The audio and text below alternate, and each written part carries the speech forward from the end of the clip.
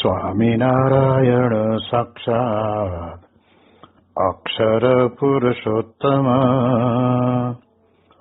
સર્વેભ્યઃ પરમં શાંતિ આનંદમ સુખમર્પયેત. શ્રી સ્વામિનારાયણ ભગવાનની જય. શ્રી અક્ષર પુરુષોત્તમ મહારાજની જય. શ્રી ગુણાતીતાનંદ સ્વામી મહારાજની જય. શ્રી પ્રમુખ સ્વામી મહારાજની જય.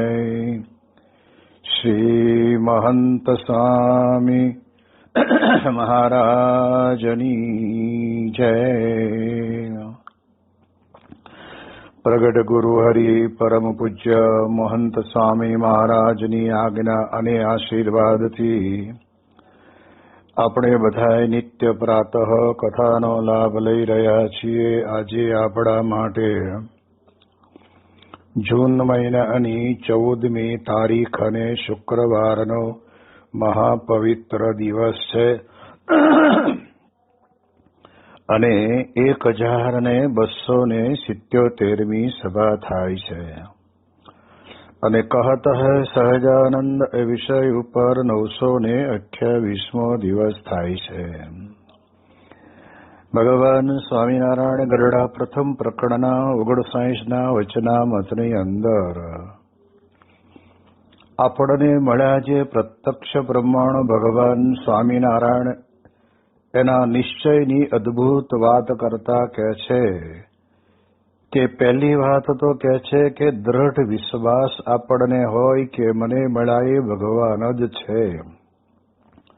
ત્યાર પછી આપણને કહે છે કે આપણામાં આસ્તિકપણું હોય એટલે ક્યારેય પણ ભગવાન આપણું કાર્ય કરે કે ન કરે અથવા તો જે કંઈ નિર્ણય આવે એ એમની ઈચ્છા અને મરજી પ્રમાણે આવે છે એવું જો આપણે સમજીએ તો આપણામાં આસ્તિકપણું કહેવાય. નહીતર તો આપણે જાણીએ એ પ્રમાણે છુપા અને છાના નાસ્તિક કહેવાય. પછી મહારાજ વાત કરે છે કે ભગવાનના જે ઐશ્વર્ય તેને જાણે.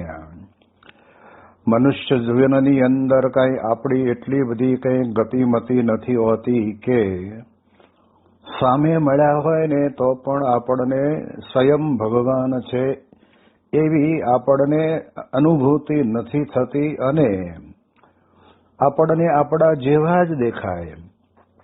એટલે એના કારણે કરીને મનુષ્ય જેવું જ લાગે, પણ જ્યારે આપણે એ ભગવાનના એકાંતિક સત્પુરુષને વિશે જે ઐશ્વર્યને આપણે જ્યારે જોઈએ ને ત્યારે આપણને આપણા અંતરની અંદર મનાય કે આ ભગવાન છે.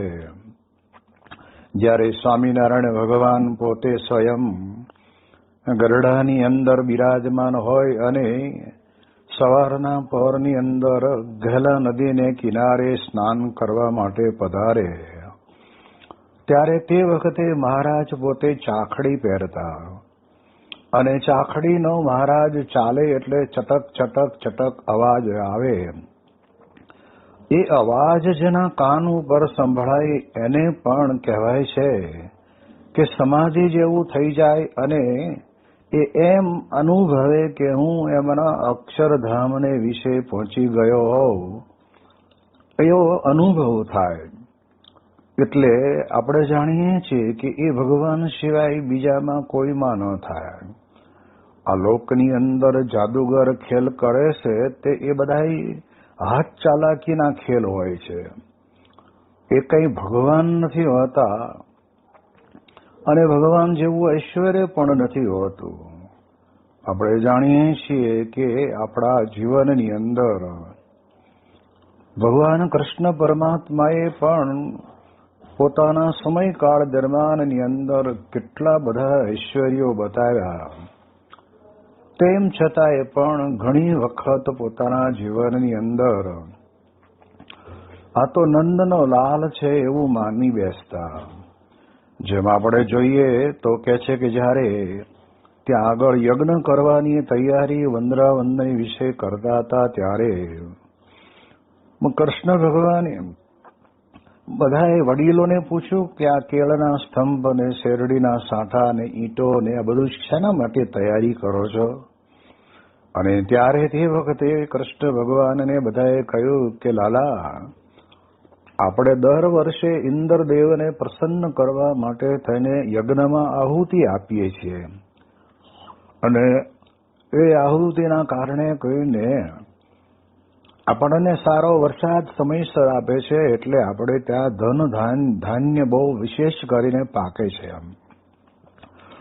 આ વાત જયારે કરી ત્યારે તે વખતે ભગવાન કૃષ્ણ પરમાત્મા બે વાત સમજાવવા માંગે છે. એક તો ભગવાનના કર્તવ્ય સિવાય બીજા કોઈનું કર્તવ્ય છે નહીં. ભલે જે કામ સોંપ્યું હોય એના દ્વારા કરાવે તો પણ એના કરતા તો આપણા મનની અંદર એ જ મનાવા જોઈએ. એટલે કૃષ્ણ ભગવાને કહ્યું કે જો આપણે આ પ્રમાણે આહુતિ આપી અને એની બદલીની અંદર આપણને સોદાબાજી કરીને વરસાદ આપતા હોય તો એ ખોટું છે, એટલે આપણે યજ્ઞ કરવો નથી. અને ત્યારે બધા જ વડીલો તે વખતે કૃષ્ણ ભગવાનના વચન ઉપર સ્થિર થઈ ગયા અને ના પાડી એટલે યજ્ઞ કરવાનું બંધ રાખ્યું. પણ પછી તે વખતે બધાએ કહેલું કે કાના કંઈક થશે તો કે કાંઈ નહીં થાય, અને થશે તો હું બેઠો છું ને. નાના એવા કૃષ્ણ ભગવાન પોતે સ્વયં આ વડીલોને આ પ્રમાણે આત્મવિશ્વાસ અપાવે છે. મૂળ વાત તો એટલી જ છે કે પોતે ભગવાન છે અને ભગવાનપણાનું ઐશ્વર્ય જે એમનામાં રહેલું છે એ એમને બતાવવું છે. એટલા માટે થઈને આપણે જાણીએ એ પ્રમાણે એમણે આ પ્રમાણે કહ્યું. અને યજ્ઞ ન થયો ત્યારે ઇન્દ્ર મહારાજ પોતે કુરાજી થયા કે કેમ આ લોકોએ યજ્ઞ કર્યો નહીં અને મને આહુતિ આપી નહીં. અને ત્યારે તે વખતના સમયની અંદર ઇન્દ્રદેવને પણ મનમાં એમ આવ્યું કે આવું તે કોણ ચાવ્યું છે ગોકુળની અંદર કે જે યજ્ઞ કરવાની ના પાડે છે? ચાલો તારે મારી પાસે જે કંઈ છે એની કળા બતાવો એમ સમજીને તે વખતના સમયની અંદર મુશળધાર વરસાદ પડવા માંડ્યો. અને એવો વરસાદ પડે કે બારી બારણા ઉડી ગયા, ઉપરના નળિયા ઉડી ગયા અને ઢોર ઢાંખર ને બધાને શું કરવું એ પ્રશ્ન આવીને ઉભો રહ્યો. ને ત્યારે બધા જ વડીલો દોડતા આવીને કે કાના હવે. અને ત્યારે હળવાશથી કૃષ્ણ ભગવાન કે ચિંતા શું કામ કરો છો? ચડી જવા બધા ગોવર્ધન પર્વત ઉપર. અને તે વખતે ગોવર્ધન પર્વત ઉપર બધાને મોકલી દીધા. પણ એ ઇન્દ્રદેવ બરાબર કુપાયમાન થયેલા હતા ને એટલે વરસાદ તો અનરાધાર પડતો હતો. તો ભગવાન કૃષ્ણ પરમાત્માએ શું કર્યું કે આખા ગોવર્ધન પર્વતને પોતાની ટચલી આંગળી ઉપર તોડી રાખ્યો અને ઉપર રહેલા બધા જ ઢોર ઢાંખર ગોવાળ ગોપીઓ બધા ઉપર. કેટલાક મિત્રો એમની સાથે હતા કે લાવો આ નાનો લાલો છે અને આટલું મોટું વજન એકલો ઉપાડવામાં થાક લાગે તો આપણે કહે છે કે એને આ પ્રમાણે ટેકો કરીએ. એટલે જે એમની પાસે નાની નાની લાકડીઓ હોય એને વડે કરીને એમણે એને ટેકો આપે છે. અને પછી ઘણી વખત તે વખતના સમયની અંદર મિત્રોએ કહ્યું કે કાના આ એક આંગળી ઉપર આવી રીતે તે પર્વત તોડ્યો છે, પણ થાકી ગયો હોય તો થોડી વાર પરો ખા, અમે બધાએ આ લાકડીના ટેકા દીધા છે. અને ત્યારે કૃષ્ણ ભગવાન ધીરે રહીને સેજ અમથી આંગળી નીચે લીધીને ત્યાં ગોવર્ધન પર્વત નીચે આવે છે. એટલે તરત કે કાના તું ઝાલ ઝાલ. એટલે કૃષ્ણ ભગવાન પોતે કેટલા ઐશ્વર્ય સંપન્ન હશે. હવે આ તો ગોવર્ધન પર્વત તો કાંઈ નથી. અનંત કોટી બ્રહ્માંડનો ભાર પોતે એકલા ઝીલી શકતા હોય એ કેટલું મોટું ઐશ્વર્ય કહેવાય. પણ આપણને બધાને આ પ્રમાણે ભગવાનને વિશે આવું ઐશ્વર્ય હોય એની આપણને ખબર પડે ને એટલા માટે થઈને જેમ આપણે જાણીએ છીએ કે વડતાલની અંદર જોબન પગી પોતે માણકી ચોરી કરવા માટે અને લેવા માટે આવેલો. અને પહેલા તો એણે નજર નાખીને જોયું કે જેને ભગવાન સ્વામિનારાયણ કહે છે એ જાગે છે કે સૂતા છે. અને જઈને જોયું તો ગસગસાટ મહારાજ પોતે પોતાના ઓરડાની અંદર છપર પલંગ ઉપર પોઢેલા હતા. અને પછી તો એ જ્યાં ઘોડશાળાની અંદર આવે છે, માણકી ઘોડીની સરક નીચે વાંકો વળીને છોડવા જાય છે. અને ત્યાં તો એ જ ભગવાન સ્વામિનારાયણ જે પોઢેલા હતા એ મૂર્તિને ત્યાં આગળ જોઈ અને માણકી ઘોડી ઉપર ખરેરો કરતા જોયા. એટલે એકદમ એ પોતે પોતાનું જે મોઢું સંતાડીને આમ શરમાઈ ગયો. પણ પછી એમ કે ચાલો હવે અહીં તો મેળ નથી પડ્યો, તો આટલા બધા લાઈનની અંદર ઘણા ઘોડા ઉભા છે, દેખાતું તે લેતા જઈએ. પણ દરેક ઘોડા ઉપર ભગવાન સ્વામિનારાયણ પોતે ઉભા હોય અને એને હાથ ફેરવતા હોય એવું જયારે જોયું ત્યારે એને એમ થયું કે મળું આમાં કંઈક છે તો ખરું. આવું જ બીજી દિવસે અને બીજી રાત્રિએ પણ જોયું. અને પછી ત્રીજે દિવસે સવારે ભગવાન સ્વામિનારાયણની પાસે આવે છે અને આવીને કહે છે કે મહારાજ મારી ભૂલ થઈ ગઈ અને મારી જે કે નાની મોટી અત્યાર સુધીમાં જે મેં પાપ કર્યા એ બધા મને માફ કરી દો. આપ તો સાક્ષાત ભગવાન છો. અને ત્યારે ભગવાન સ્વામિનારાયણે એટલું કીધું કે જોબન તારે માણકી ઘોડી જોઈતી હતી તો મને કહેવું હતું ને, પણ બબે રાતના ઉજાગરા શા માટે કર્યા?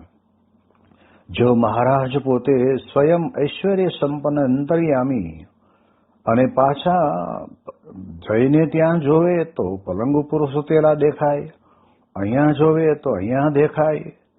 તો ભગવાન સ્વામિનારાયણનું આવું અપાર ઐશ્વર્ય કે જે ઐશ્વર્યના કારણે કરીને તે વખતે જોબન પગીને પણ આ એક પોતાના જીવનની અંદર આધ્યાત્મિક માર્ગમાં વળવા માટેનું એક ટર્નિંગ પોઈન્ટ મળી ગયો. અને મહારાજે કીધું કે અત્યાર સુધીમાં તે જેટલા કે નાના મોટા પાપ કર્યા છે, બેન દીકરીઓને તે લૂંટીને દુઃખી કર્યા છે, એ બધાનું પાપ તારું નાશ જા. અને એ પ્રમાણે ભગવાનનો ભક્ત બને છે. તો આવી રીતે ભગવાનના ઐશ્વર્યથી ભગવાન ક્યારેક આવું ઐશ્વર્ય એ સમય અમને લાગે યોગ્ય લાગે તો બતાવવું પડે તો પોતે બતાવે પણ ખરા.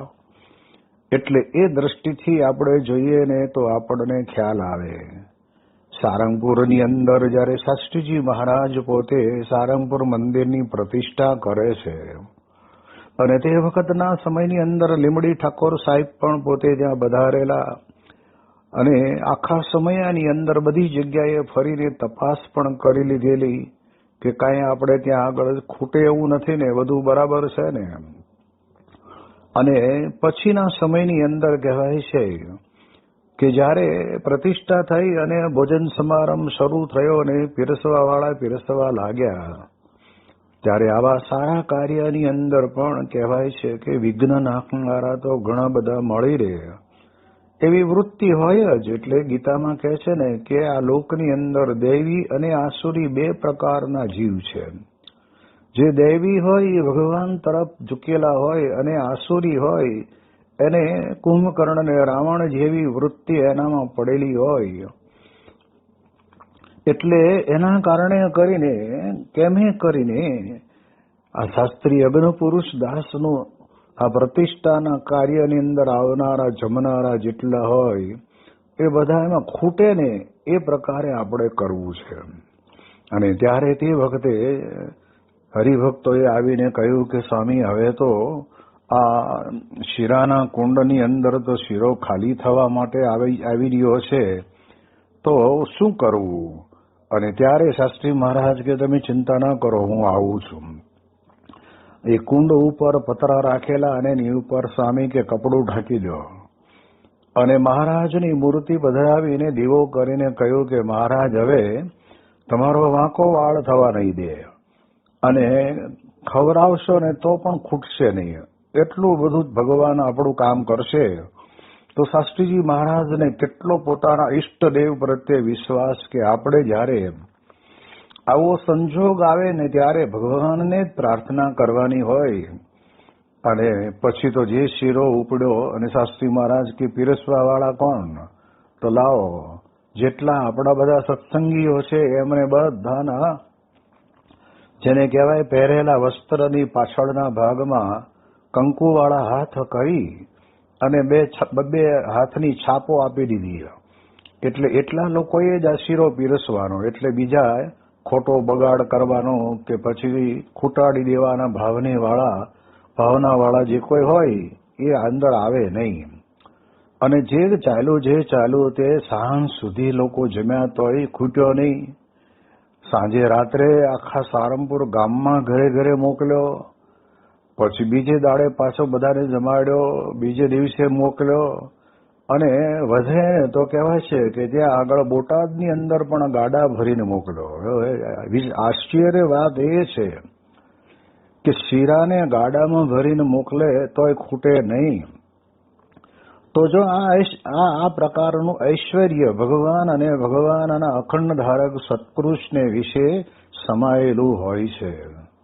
આવું જ મહારાજે જયારે જેતલપુરની અંદર યજ્ઞ કર્યો ત્યારે તે વખતના સમયની અંદર પણ ત્યાં આગળ ઘણા બધા વિપ્રો બધા ત્યાં આવેલા હતા અને એમાં કેટલાકને તો એમ મનમાં દુઃખ થતું હતું કે આ યજ્ઞની અંદર કુકડા બકરા કે એવું કાપીને નાખ્યા વગરનો યજ્ઞ કરવામાં આવે એ યજ્ઞ કહેવાય નહીં. એટલે આ પ્રમાણે આપણે ગમે તેમ કરીને સ્વામિનારાયણનું ખોટું દેખાય ને એમ કરીએ. અને મહારાજે તો બરાબરનો યજ્ઞને 84 એવી કરેલી કે બ્રાહ્મણોને પ્રેમથી જંભમાં જેટલું જમવું હોય એટલું જમાડતા. હવે આમ ખૂટે નહીં તો કર્યું શું કે તો ત્યાં બાજુની અંદર તળાવ હતું ને તળાવની અંદર એ ટોપલા ભરીને લાડવા નાખવા માંડ્યા. અને ત્યારે તે વખતના સમયની અંદર જ્યારે સીધું સામાન ખૂટવા આવ્યું ત્યારે તે વખતે મહારાજની પાસે આવીને સંતોએ કહ્યું કે મહારાજ આ તો આ લોકો ખબર નહીં શું કરે છે પણ બધું ખૂટવા માંડ્યું છે. મહારાજ કે હાલો હું આવું. અને મહારાજ પોતે હાથની અંદર એક છડી હતી, છડી લઈ અને ત્યાં એક ઘીનો ગાડવો હતો એ અડધો ભરેલો હશે એના ઉપર મહારાજે અડાડીએ. અને મહારાજ એટલું બોલ્યા કે હવે આમાંથી જેટલું જોઈએ એટલું વાપરવા માંડો, આમાંથી થોડું કંઈ પણ ખૂટશે નહીં. તો જો આવું ઐશ્વર્ય એ જે ભગવાનને વિશે હોય તે જ્યારે સમયની એવી અનુકૂળતા પડે ત્યારે આ પ્રમાણે કહેવાય છે કે બધું બનતું હોય છે. જે એટલે એટલા માટે થઈને મહારાજ પોતે આપણને કહે છે કે ભગવાનપણાનું ઐશ્વર્યને પણ જાણી રાખવું પડે. જો એને જાણી રાખ્યું હોય ને તો જ આપણને ખબર પડે. યશોદાને મનની અંદર તો નક્કી જ હતું કે આ મારે ત્યાં દીકરો જન્મ્યો છે, મારો લાલ છે, પણ ભગવાન છે એવી ભાવના ક્યારેક ક્યારેક જતી રહેતી. અને એટલા જ માટે થઈને ભાગવતની અંદર કહ્યું છે કે કૃષ્ણ ભગવાન પોતે બાળકોની સાથે યમુનાના ધરાની અંદર રમતા હશે અને ત્યાં આગળ જે એકદમ મુલાયમ માટી સુકાઈ ગયેલી હોય એવી માટી લઈ અને ભગવાન કૃષ્ણ પરમાત્માએ મોઢામાં મૂકીને ખાવા લાગ્યા. આમાં તો ભગવાનનો હેતુ એ હોય કે આ યમુનાના ધરાનો પ્રસાદ પણ કોઈ લેશે ને તોય પણ એનું કલ્યાણ થશે. એટલે એ ધરાનો મહિમા વધારે વિશેષ સમજાય એટલા માટે થઈને પણ ભગવાને માટી ખાધી હોય કે બાકી ખાવાનું તો ક્યાં ભગવાનને ઘરે તૂટો હતો. એટલે એમાંથી એક ગોવાળ દોડતો યશોદાની પાસે આવીને કહે છે કે માં કૃષ્ણ ભગવાને લાલાએ માટી ખાધી. અને ત્યારે કઈ માતા એવી હોય કે જે આવું સાંભળીને એ સહન કરી લે. એટલે તરત જ ત્યાં આગળ કૃષ્ણ ભગવાન આવે છે અને આવે છે ત્યારે કહ્યું કે લાલા તે માટી ખાધી? ત્યારે ભગવાન પોતે કહે છે કે ના અહમ ભક્ષિતવાનંબ સર્વે મિથ્યાભિશંસિના યદિ ગિરસ્તરી સત્યમ સમક્ષમ પશ્ય મે મુખમ. આ લોકોની વાત તમને જો સાચી મનાતી હોય તો આ રહ્યું મારું મોઢું જુઓ. અને તે વખતના સમયની અંદર ભગવાન કૃષ્ણ પરમાત્મા પોતાનું મુખારવિંદ ખોલે છે તો ભગવાને એવું ઐશ્વર્ય વાપર્યું કે આખું બ્રહ્માંડ મુખની અંદર દેખાડ્યું. અને બ્રહ્માંડ એટલે તો આપણે જાણીએ છીએ કે આપણે પણ તે વખતના સમયની અંદર જ્યાં હશું તે પણ ભગવાનના મુખની અંદર આપણે આવી ગયા હશું. આટલું મોટું ઐશ્વર્ય જયારે બતાવ્યું ને ત્યારે યશોદાને એમ થયું કે નહીં નહીં, આ મારો દીકરો પણ આ તો સાક્ષાત ભગવાન પુરુષોત્તમ નારાયણ છે. અને એટલે જ કવિએ કહ્યું ને કે મુખમાં જશોદાને બ્રહ્માંડ બતાવી, નરસિંહ રૂપ વાલે નવું નિપજાવી. મુખમાં જશોદાને બ્રહ્માંડ બતાવી, નરસિંહ રૂપ વાલે નવું નિપજાવી. અરે ચલથલ પલટ કરે, અરે પ્રભુ પલમાં ચાઈસો કરે. સમર્થ શું ન કરે, અરે પ્રભુ પલમાં ચાઈસો કરે. એટલે આવું એક ભગવાનનું ઐશ્વર્ય જોઈને માતા પણ પોતે સ્થિર થઈ ગયા. એટલે આપણે જયારે પુરુષોત્તમ નારાયણ ભગવાન મને પ્રગટ અને પ્રત્યક્ષ મળ્યા છે તો એમને વિશે પણ આવા અનંત ઐશ્વર્યો વાપરવાની શક્તિ પડેલી છે. પણ જ્યારે જરૂર પડે ત્યારે તે વખતે સ્વામી બાપા પોતે કે સત્પુરુષ આ લોકની અંદર એનો ઉપયોગ કરતા હોય છે. એટલે આપણે જાણીએ કે જે સારંગપુરનું મંદિર આજુબાજુના ગામડાઓની અંદર જોડીના સહારે ઊભું કર્યું હોય અને એ મંદિરની અંદર જ્યારે પ્રતિષ્ઠા વખતે ખોટું દેખાડવા માટે લોકો આ પ્રમાણે કરતા હતા ત્યારે શાસ્ત્રીજી મહારાજે ઐશ્વર્ય વાપર્યું. એમ આપણે પણ જાણીએ છીએ કે આ સત્સંગની અંદર ઘણી બધા પ્રસંગો એવા છે કે જેની અંદર સ્વામી પોતે આશીર્વાદ આપે અને દ્રષ્ટિ કરે ને એટલે એના કારણે કરીને બધું સારી રીતે પૂરું થતું હોય છે. શાસ્ત્રીજી મહારાજ પોતે જ્યારે ટ્રેનની અંદર બેસીને જાળીલા રેલવે સ્ટેશન ઉપર ઉતર્યા ત્યારે સ્વામીની સાથે ઘણા બધા હરિભક્તો હતા અને એ હરિભક્તોની સાથે ઉતરેલા એટલે ત્યાં રહેતા હરગોવિંદભાઈ માસ્તર આપણા ચુસ્ત સત્સંગી. એટલે એ રેલવે સ્ટેશન માસ્તર અને બ્રાહ્મણ હતા એટલે રસોઈ જમવાની તો એમણે તૈયારી કરી જ દીધી હતી. પણ એ 5-10 માણસ માટે કરીએ છીએ. અને ત્યારે સ્વામીને કહ્યું કે સ્વામી તમે જમીન જાઓ. સ્વામી કે જમવાની વાત તમે કરો છો પણ આ બધા હરિભક્તોનું શું થાય? તો કે બાપા એ તો બધું થઈ રહેશે, આપ છો ને. અને પછી શાસ્ત્રીજી મહારાજે યોગીજી મહારાજને આજ્ઞા કરી કે બધાને પીરસો. અને એ પ્રમાણે કહેવાય છે કે ત્યાં આગળ 15-20 હરિભક્તો અને સંતો એ 10 માણસનું બનાવેલું હતું. એમાંથી પરિપૂર્ણ રીતે તૃપ્ત થઈને જમ્યા. તો જો આપણને ખ્યાલ આવે કે મોટા પુરુષ એવા સમયે ભગવાનને યાદ કરે અને ભગવાન પોતે આવીને કાર્ય કરી જાય. અને સત્પુરુષ તો હંમેશને માટે પોતે એમ જ સમજે છે કે ભલે તમે બધા એમ કહેતા હો કે અમે કર્યું પણ કરતા મહારાજ સિવાય બીજું કોઈ નથી એવું અમારા અંતરની અંદર દ્રઢપણે અમે ધારી રાખ્યું છે અને એ જ કરે છે. એવો જ ભાવ સદાયને માટે એ સત્પુરુષને વિશે છે. એટલે જ આપણે પણ એ સત્પુરુષમાં ભગવાન રહ્યા છે એમ આપણે આપણા જીવનની અંદર સમજી શકીએ. જે જ ગરડાની અંદર ટેકરા ઉપરની જમીનની માટે 32 વર્ષ વીતી ગયા અને છતાંય શાસ્ત્રીજી મહારાજ પોતે આમ સહેજે સહેજે ત્યાંથી નીકળતા ત્યારે કહેતા કે અહીંયા આગળ 5 શિખરનું ભવ્ય આરસનું મંદિર મને દેખાય છે. ત્યારે આપણને ખબર પડે કે આવું વાક્ય બોલવું એ સામાન્ય નથી. પરંતુ કહેવાય છે કે ત્યારે હરિભક્તોએ કહ્યું કે સ્વામી જમીનનું તો કોઈ મેળ પડતો નથી. અને ત્યારે શાસ્ત્રી મહારાજ પોતે બોલ્યા કે મહારાજને બેસવું છે એટલે મહારાજ તે વખતના સમયની અંદર પક્ષ પલટો કરશે, એટલે કહેતા કે રાજ સત્તા બદલાશે અને આપણને આ પ્રમાણે કહેવાય છે કે આ જમીન મળશે. આ કેટલી બધું અંતરની અંદર દ્રઢ.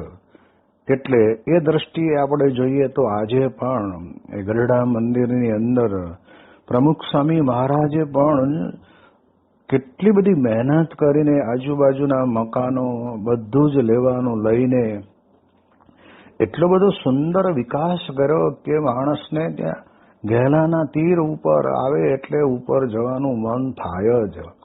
એટલું અદભુત શાસ્ત્રીજી મહારાજે પોતે મંદિર કર્યું અને મંદિરની મૂર્તિઓની પણ એ શાસ્ત્રીજી મહારાજે આવીને પૂજન વિધિ કરી દીધી. તો આપણને ખબર પડે કે ભગવાન અને સત્પુરુષને વિશે આ પ્રમાણે અપરંપાર જે ઐશ્વર્ય છે એને આપણે જાણી રાખવાના. એ બતાવે પણ ખરા અને ન પણ બતાવે. ઘણી વખત મહારાજ વચનામૃતમાં આપણને કહે છે ને કે મહારાજની હાજરીની અંદર દીવો બળતો હોય એ ઓલવાઈ જાય અને આપણા અંગૂઠાના તેજથી ત્યાં મહારાજના દર્શન થાય તો પણ આપણે તો એમ જ સમજવાનું કે આ મારા ઈષ્ટદેવનું કર્યું થાય છે. એટલે એવું ઐશ્વર્ય ભગવાન પણ કરી શકે કે બીજાની અંદર રહીને આવું વિરાટ કાર્ય કરાવી શકે. શાસ્ત્રીજી મહારાજના વખતની અંદર અક્ષર સ્વામી, સોમા ભગત, ભક્તિ વલ્લભદાસ સ્વામી આ બધા જે સંતો હતા ને એ જાણે અક્ષરધામમાંથી લઈને આવ્યા હોય ને એવો અનુભવ તે વખતના સમયના હરિભક્તો પણ કહેતા અને સદગુરુ સંત સ્વામી પણ વાત કરીને કહેતા કે જ્યારે એ સોમા ભગતને ત્યાં આગળ પોરબંદરથી ટ્રેનનું એક વેગન આવ્યું હોય ને એની અંદરથી પથ્થરા ઉતારવાના હોય તો તે વખતે રેલવે સ્ટેશન ઉપર જાય, માસ્તરને કે ક્યાં છે અમારું આ વેગન? ત્યારે તે વખતે બતાવે કે તમે કેટલા જણા આવ્યા? કે હું એકલો જ આવ્યો છું. તો એકલો ક્યારે પડશે? તમે મને બતાવો ને. અને સ્વામી કે જેમ હનુમાનજીમાં અપાર બળ હતું અને તે પોતે ઉડીને આકાશમાં જઈ અને લંકા પહોંચ્યા એમ અહીંયા આગળ સોમા ભગત પણ એવા જ એટલા બધા બળવાન કે જેથી કરીને અડધો કલાકની અંદર તો બધા જ જેને કહેવાય ને કે પથ્થરો બધા નીચે નાખી દે.